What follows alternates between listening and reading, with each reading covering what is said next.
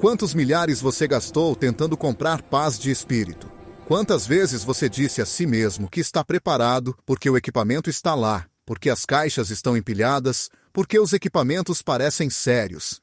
Mas, deixe-me perguntar algo desconfortável. Quando foi a última vez que algo disso te testou? Não seu cartão de crédito. Você. Imagine o momento em que realmente acontece. Sem aviso. Sem contagem regressiva. As luzes se apagam e não voltam. As ruas sufocam com calor e silêncio. Você põe sua mochila no ombro e de repente não é mais uma ideia. São 20 quilos pressionando sua coluna. 10 quilômetros à sua frente. Sem carro. Sem ar-condicionado. Sem desculpas. Apenas seu corpo e a distância. Quanto tempo você aguenta antes que sua respiração mude? Antes que seu coração comece a bater de um jeito que você não consegue acalmar? O que você faz quando o sol transforma o asfalto em uma fornalha e suas pernas já se sentem pesadas após o primeiro trecho? Quando o suor escoa mais rápido que sua confiança? Quando você percebe que nada em sua mochila pode discutir com a biologia? Seus pulmões conseguem entregar o que seus músculos exigem. Seu coração consegue manter um ritmo sob medo, calor e peso. Ou ele começa a falhar silenciosamente enquanto tudo ainda parece calmo por fora. Você planejou para a violência. Você planejou para o esforço. Você planejou para a escassez. Você planejou para a resistência. Porque o colapso não mata as pessoas dramaticamente. Ele as exaure. Ele as derruba passo a passo até que se sentem em uma calçada, convencidas de que precisam apenas de 1 minuto e nunca mais se levantam. Nenhum inimigo necessário. Nenhum caos exigido. Seja honesto. Agora, se você tivesse que sair deste momento, seu corpo conseguiria levar seu plano adiante. Ou sua preparação se tornaria algo que outra pessoa encontraria mais tarde. A sobrevivência não começa quando o mundo desmorona. Ela começa com a resposta a uma pergunta que a maioria das pessoas evita.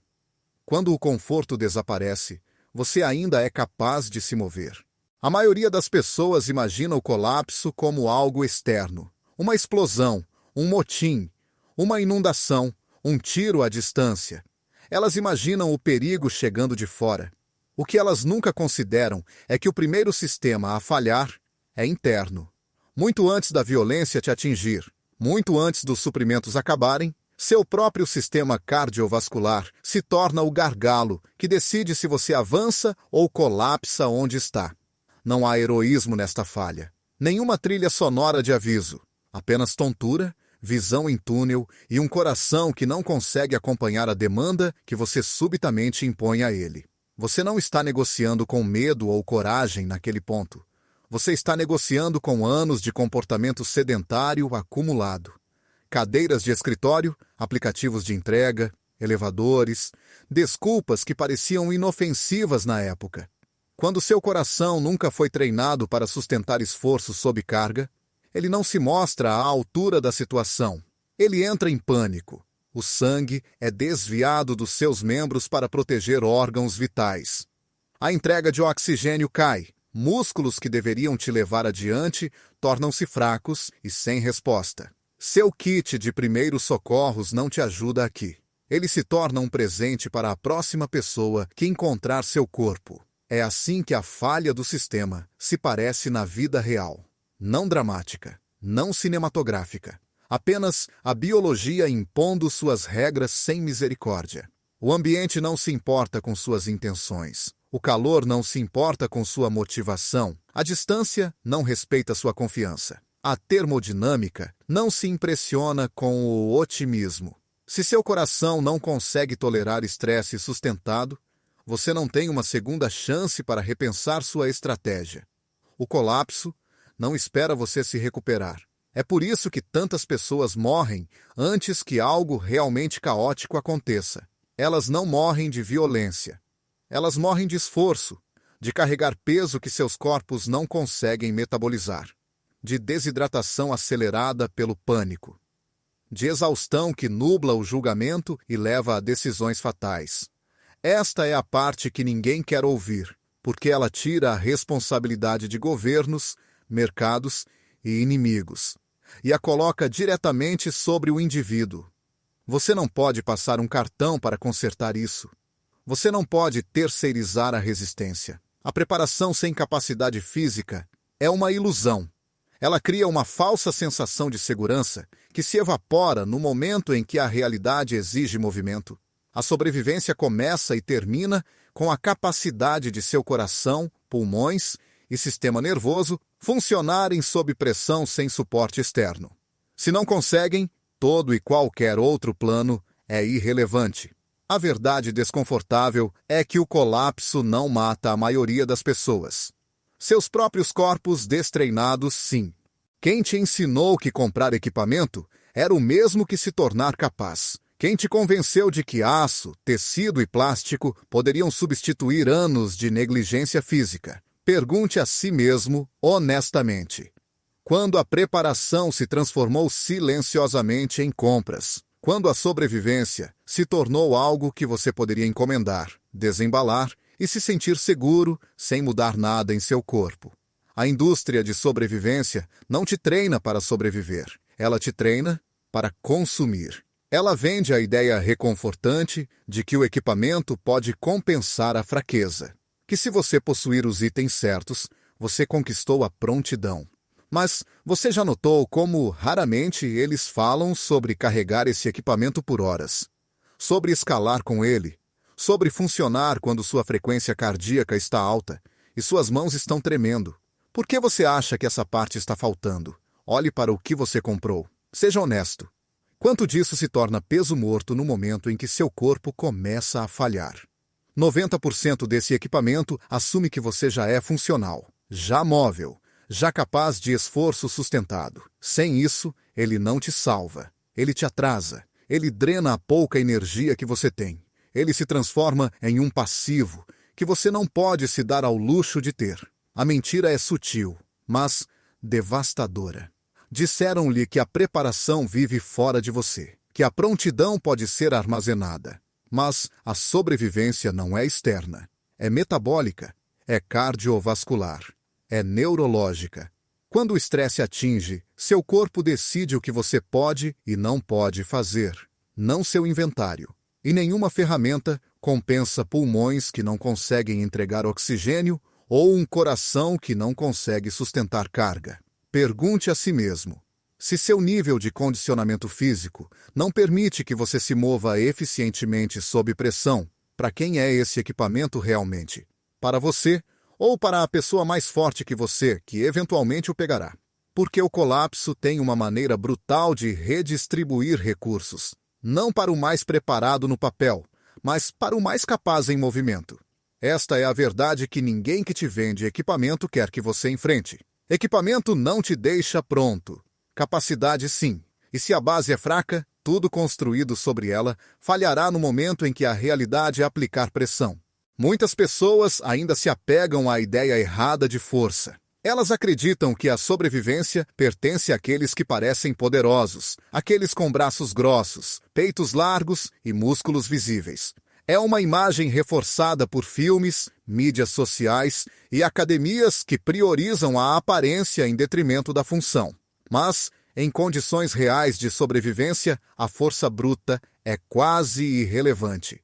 O que decide quem continua em movimento e quem fica para trás não é o quanto de peso você consegue levantar uma vez, mas a eficiência com que seu corpo consegue entregar oxigênio ao longo do tempo. Resistência, não dominância, é a moeda da sobrevivência.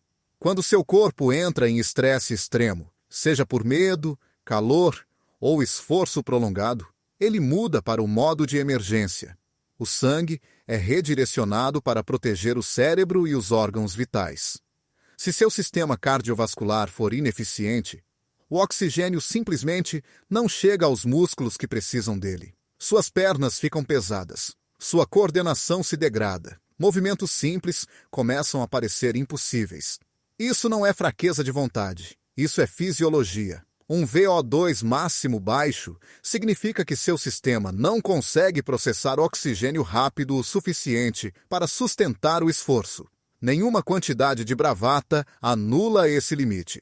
Você não precisa do corpo de um atleta profissional para sobreviver. Mas você precisa de pulmões que possam trabalhar sem pânico e articulações que não falhem nos primeiros quilômetros. Um corpo treinado apenas para a estética é uma máquina frágil.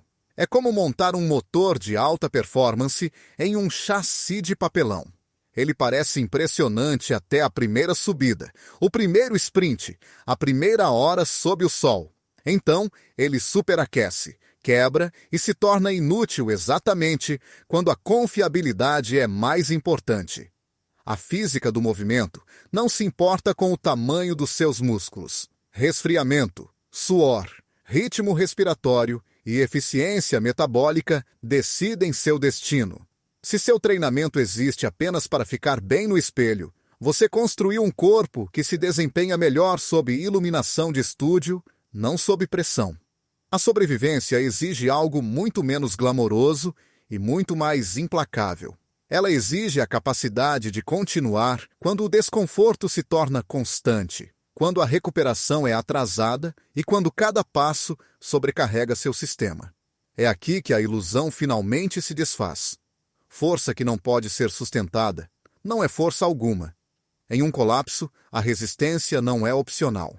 É a diferença entre alcançar um abrigo e colapsar antes dele.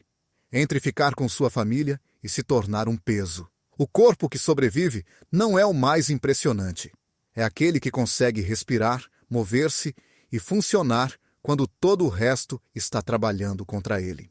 A fome não se anuncia como um evento dramático. Ela começa sutilmente, com um pensamento mais lento, impaciência e pequenos erros que parecem insignificantes no momento. Em cenários de sobrevivência, calorias não são conforto, são cognição. Quando a comida se torna escassa, o corpo muda as prioridades brutalmente. Se você nunca treinou em déficit calórico, se seu sistema depende de uma ingestão constante de glicose para funcionar, sua mente será a primeira coisa a falhar, não seus músculos. Em condições de crise, a capacidade de operar com baixo glicogênio não é uma vantagem, é um requisito. O corpo deve aprender a alternar fontes de combustível sem pânico. Quando não consegue, a tomada de decisões colapsa. Você julga mal as distâncias. Você subestima os riscos. Você reage emocionalmente de forma exagerada. Não são falhas de personalidade. São consequências biológicas de um cérebro privado de energia utilizável. As pessoas não morrem porque são fracas. Elas morrem porque tomam decisões catastróficas quando seu metabolismo se volta contra elas. A maioria dos corpos modernos é metabolicamente frágil. Anos de alimentação constante, dependência de açúcar e resistência à insulina criam um sistema que não consegue tolerar nem mesmo curtos períodos de escassez. Quando o estômago está vazio por 12 ou 24 horas, o desempenho cognitivo despenca. A termorregulação sofre. O controle emocional se deteriora. O corpo se torna ineficiente na manutenção do equilíbrio interno. Em um ambiente controlado, isso é desconfortável. Em um colapso, é letal. A verdadeira preparação exige flexibilidade metabólica, a capacidade de funcionar com fome, a capacidade de andar, pensar e se adaptar quando a comida é atrasada. Se você nunca treinou seu corpo para operar nesse estado, a fome dominará seus pensamentos e ditará seu comportamento. É quando as pessoas abandonam planos, desperdiçam recursos ou correm riscos que nunca considerariam em condições normais. A crise não cria estupidez. Ela expõe a biologia destreinada. A sobrevivência favorece aqueles que conseguem permanecer calmos, lógicos e eficazes, mesmo quando o corpo está subalimentado. Essa calma não é uma mentalidade. É uma resposta fisiológica treinada. Sem ela, nenhuma estratégia sobrevive ao contato com a realidade. Na vida normal, uma lesão menor é um inconveniente. Um tornozelo torcido significa repouso, gelo, talvez alguns dias de desconforto. Em um colapso, a mesma lesão se torna uma sentença de morte. O terreno não perdoa a fraqueza. Calçadas quebradas, estradas irregulares, lama, detritos, estruturas colapsadas, tudo isso transforma o solo em uma armadilha contínua. Um passo em falso é tudo o que é preciso. E quando suas articulações estão rígidas, instáveis ou destreinadas, esse passo em falso não é um acidente. É inevitável. Mobilidade não é flexibilidade para conforto. É resiliência estrutural. Tornozelos, joelhos, quadris e a coluna absorvem e redistribuem a força a cada movimento. Quando não estão condicionados para carga e instabilidade, o peso da sua mochila acelera os danos. Uma pequena entorse se transforma em inflamação. A inflamação se transforma em movimento alterado. O movimento alterado leva a mais lesões. Em questão de dias, seu corpo se torna não confiável, não dramático, apenas inútil. Em condições de sobrevivência, você não se cura adequadamente. Você anda sobre as lesões porque parar não é uma opção. A dor muda como você se move, e como você se move, determina se a lesão piora ou estabiliza. Um grupo não pode carregar alguém que não consegue andar. Eles atrasam a todos. Eles consomem recursos. Eventualmente, decisões difíceis são tomadas. Isso não é crueldade, é física e logística. Nenhuma faca, nenhuma ferramenta, nenhum kit médico pode consertar ligamentos rompidos no meio do nada. Você não consegue imobilizar uma articulação destruída enquanto carrega peso em terreno instável. Força sem mobilidade é frágil. Resistência sem integridade articular é temporária. A capacidade de sobrevivência exige um corpo que possa tolerar estresse irregular repetidamente sem se desintegrar. A maioria das pessoas nunca treina isso porque é chato. Não parece impressionante. Não há recompensa imediata.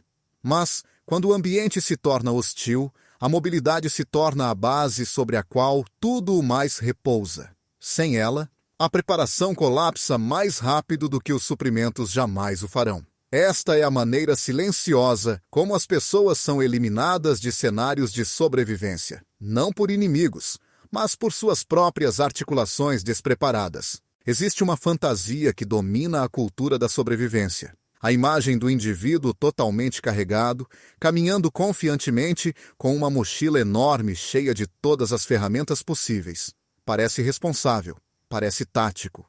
Na realidade, é uma das maneiras mais rápidas de se destruir. O peso não é neutro. Cada grama que você carrega tem um custo metabólico, e esse custo é pago em água, calorias e calor. Recursos que desaparecem rapidamente quando os sistemas falham. As pessoas compram equipamentos como se o movimento fosse opcional. Elas imaginam caminhadas curtas, ambientes controlados, terreno limpo. Mas o colapso não oferece conveniência. Uma mochila que pesa 30 ou 35 quilos transforma cada quilômetro em uma negociação com a exaustão. Sua respiração encurta. Sua postura se degrada. A pressão é transferida para articulações já sob estresse. Pequenas ineficiências se multiplicam até que o movimento se torne dolorosamente lento. A ironia cruel é que quanto mais despreparado você é, mais equipamento você se sente compelido a carregar. O equipamento se torna compensação para a fraqueza. Mas a compensação aumenta a carga, e a carga acelera a falha. Se você não consegue andar 5 quilômetros hoje com 10% do seu peso corporal nas costas, você não está se preparando. Você está estocando presentes para alguém mais forte que você. A verdadeira capacidade de sobrevivência é brutalmente simples. Um corpo capaz carregando o essencial supera um corpo frágil enterrado sob o equipamento. A complexidade falha primeiro. Mochilas pesadas prendem, deslocam e desestabilizam você em terreno irregular. Quando você tropeça, o peso trabalha contra você. Quando você cai, a recuperação custa mais energia do que você pode pagar. O minimalismo não é uma escolha estética, é uma necessidade biológica. A sobrevivência favorece aqueles que viajam leves e se movem eficientemente. Aqueles que entendem que cada item adicional deve justificar seu custo em energia. A fantasia de ser um arsenal ambulante colapsa rapidamente quando o calor, a distância e a fadiga tomam conta. Nesse momento, a ferramenta de sobrevivência mais forte não é o que está em sua mochila. É se seu corpo ainda consegue carregá-la sem quebrar. Quando as pessoas falam sobre prioridades de sobrevivência, elas frequentemente listam objetos, filtros de água, acendedores de fogo, materiais de abrigo. Elas repetem essas palavras como se nomeá-las fosse o suficiente. O que elas ignoram é o requisito oculto por trás de cada prioridade.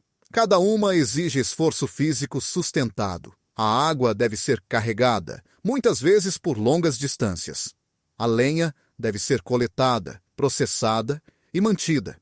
O abrigo deve ser construído, reparado, reforçado contra o clima. Nenhuma dessas tarefas acontece parado. Elas exigem movimento, repetição e resistência. Água limpa não importa se você não consegue alcançar a fonte e retornar sem colapsar. O fogo é inútil se suas mãos tremem de exaustão e sua coordenação se degradou. O abrigo não oferece segurança se você não tem a força e a resistência para construí-lo antes do anoitecer. As prioridades de sobrevivência não são conceitos teóricos. São processos físicos que punem implacavelmente os sistemas fracos. É aqui que muitos planos falham.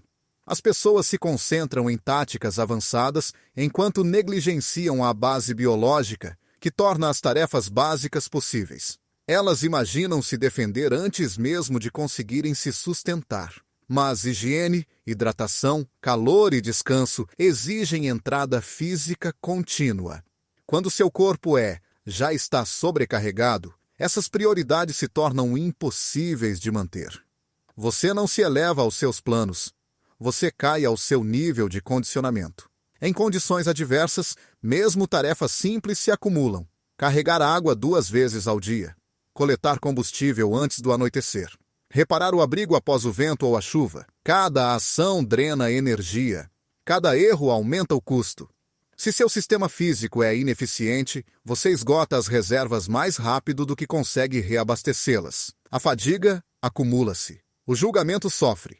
O risco aumenta. A ordem de sobrevivência não é negociável e não começa com táticas ou equipamentos. Começa com a biologia. Um corpo em funcionamento é o motor que impulsiona cada prioridade. Sem ele, as fontes de água permanecem fora de alcance, os fogos se apagam, os abrigos falham e os planos se dissolvem. Esta é a realidade que nenhuma lista de verificação pode consertar. Sobrevivência não é sobre saber o que importa. É sobre ter a capacidade de sustentar o que importa dia após dia. A maioria das pessoas consome conteúdo de sobrevivência da mesma forma que consome entretenimento. Elas assistem, acenam com a cabeça, sentem-se brevemente motivadas e depois retornam ao conforto. Nada muda. É aqui que a divisão se torna clara. Não entre ricos e pobres, não entre armados e desarmados, mas entre espectadores e praticantes. A maioria permanece observadora, com segurança distanciada do desconforto necessário para se transformar. Uma pequena minoria age silenciosamente, consistentemente, sem precisar de validação. Os 99% acreditam que a conscientização é preparação. Eles confundem informação com capacidade. Eles coletam conhecimento da mesma forma que coletam equipamentos, empilhando-o cuidadosamente, sem integrá-lo em suas vidas. Quando a realidade exige ação, a conscientização não oferece proteção. Apenas a capacidade praticada o faz. É por isso que tantas pessoas paralisam quando as condições se deterioram. Elas ensaiaram o colapso mentalmente, mas nunca fisicamente. O 1% entende algo desconfortável. A sobrevivência é conquistada muito antes de ser testada. Ela é construída através da repetição, disciplina e exposição a dificuldades controladas. Eles treinam quando ninguém está olhando. Eles aceitam o tédio, o desconforto e o progresso incremental, porque entendem que a biologia se adapta lentamente. Enquanto outros esperam por motivação, eles constroem sistemas. Enquanto outros debatem online, eles se movem.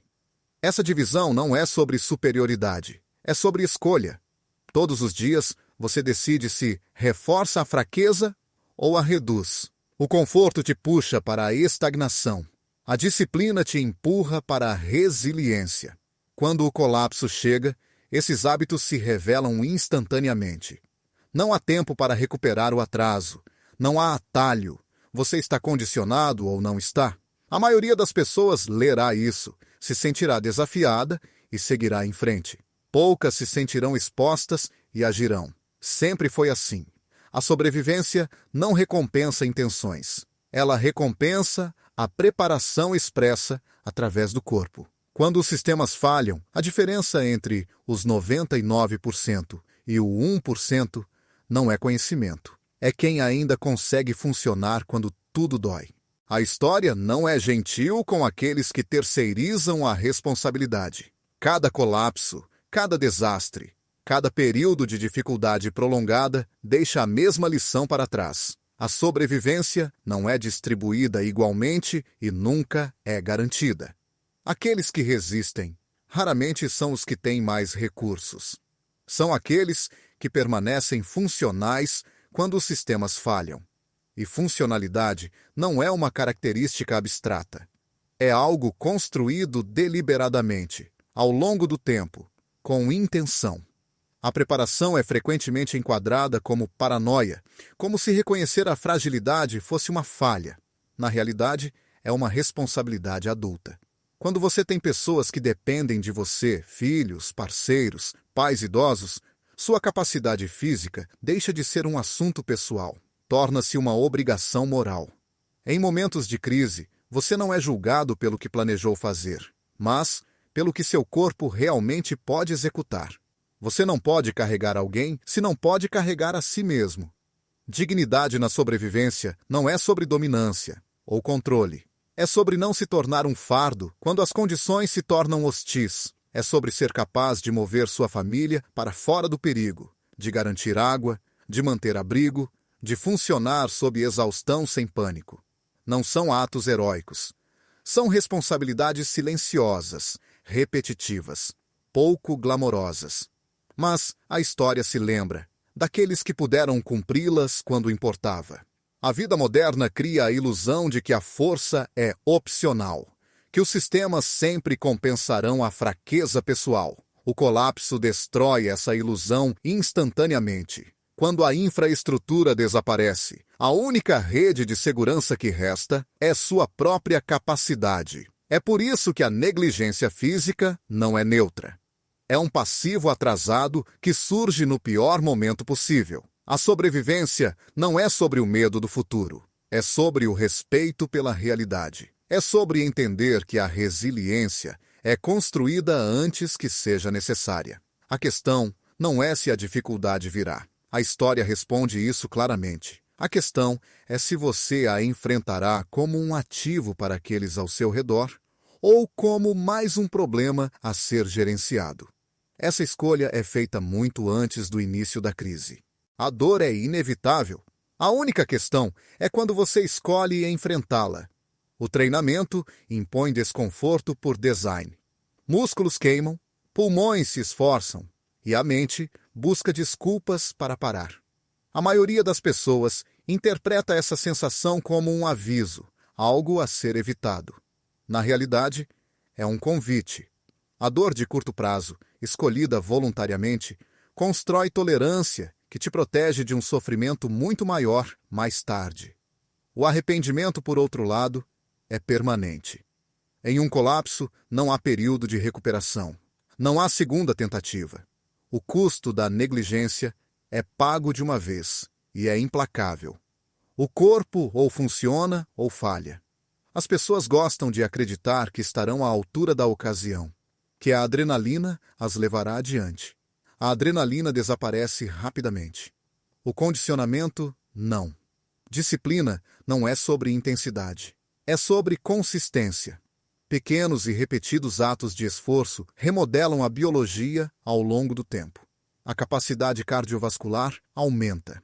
As articulações estabilizam, o metabolismo se adapta, a confiança cresce silenciosamente. Esse processo é lento e muitas vezes tedioso, razão pela qual tão poucos se comprometem com ele. Mas, quando o caos chega, os resultados aparecem imediatamente. A calma substitui o pânico. O movimento substitui a hesitação. A dor do treinamento termina quando a sessão termina.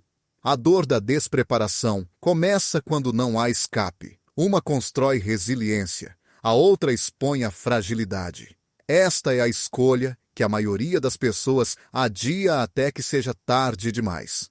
Não porque não a entendam, mas porque subestimam a velocidade com que o conforto pode desaparecer. A sobrevivência não exige perfeição, exige honestidade, uma avaliação honesta de seus limites e a vontade de desafiá-los antes que a realidade o faça por você. Escolher o esforço hoje não é heróico, é prático. É um investimento que se acumula ao longo do tempo e compensa quando nada mais o faz. No final de cada colapso, cada desastre, cada período de dificuldade sustentada, há uma distinção clara entre aqueles que resistiram e aqueles que não resistiram. Não porque um grupo teve mais sorte, era mais rico ou mais bem informado, mas porque um grupo havia se preparado da única maneira que realmente importa. Eles construíram corpos capazes de funcionar quando o conforto desapareceu. Eles aceitaram a realidade em vez de negociar com ela. O mundo não te deve estabilidade. Os sistemas são temporários. A história prova isso repetidamente. O que persiste é a biologia e as leis que a governam. A energia deve ser gerenciada. O movimento tem um custo. O estresse expõe a fraqueza. Quando todo o resto se desintegra, seu corpo se torna seu abrigo, seu veículo e sua ferramenta primária. Se ele falha, nada mais compensa essa falha. A preparação não é sobre medo, é sobre responsabilidade. Responsabilidade para consigo mesmo e para com aqueles que dependem de você. É sobre recusar-se a se tornar um peso quando as condições se deterioram. A declaração mais forte que você pode fazer em um sistema em colapso é a competência silenciosa. A capacidade de se mover quando outros não podem. De pensar claramente quando outros entram em pânico. De resistir quando outros desistem. Não há um final dramático para esta história. Nenhuma resolução cinematográfica. Apenas uma escolha que permanece disponível agora mesmo. Você pode continuar consumindo a preparação como entretenimento, ou pode começar a incorporá-la através da ação. A disciplina que você constrói hoje determina se o amanhã o encontrará capaz ou desamparado. Antes de sair, reflita honestamente e compartilhe seus pensamentos nos comentários. Você acredita que a fé desempenha um papel na resistência, disciplina e sobrevivência quando a vida se torna incerta? A força é puramente física, ou a crença dá às pessoas a vontade de persistir quando a lógica sozinha falha? Assuma uma posição e expresse sua perspectiva. Essas conversas importam, porque a sobrevivência sempre foi moldada não apenas pelos corpos, mas pelo que as pessoas acreditam ser capazes de suportar.